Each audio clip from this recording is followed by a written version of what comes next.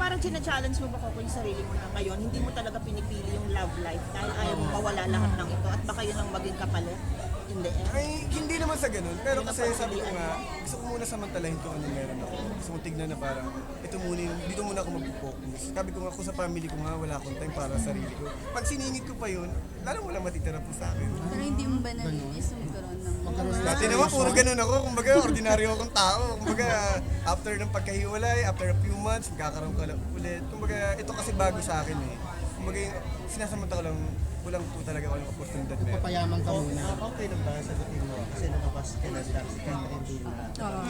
Open na naman yung Para sa akin po, Okay lang ba? ano eh, siguro may tamang oras po para pag-usapan yung mga ganung bagay. Kasi masyadong ano yun eh, masyadong Nakakausap mo ba siya? sensitibo eh. Nakakausap mo ba siya? Hindi po sa ngayon eh. Kumbaga, alam ko sa sarili ko, lahat yan, may tamang oras at pagkakataon. Ayoko lang po munang sabayin lahat kasi baka mamaya mag-iba pa ng kahulugan. Doon sa statement mo na parang wala mo ng love life, so ibig sabihin hindi totoo yung mga lumabas about Na you meron and na? Julia? Uloy, katrabaho pala si Jules. Nakabata pa yun eh. Kasi parang may Ayaw mo lumabas ng na bata. parang you're the reason kung bakit sila nagkalabuan. Enchong. Ikaw daw Labas ako pala. dyan. Hindi po totoo yun. Talaga.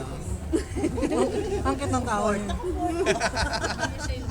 Hindi ka talaga ang third party. Baka naman meron ka Ayoko naman ng third party. Baka naman may tinatago ka lang na non-showbiz. Baka meron. Wala pa nga eh.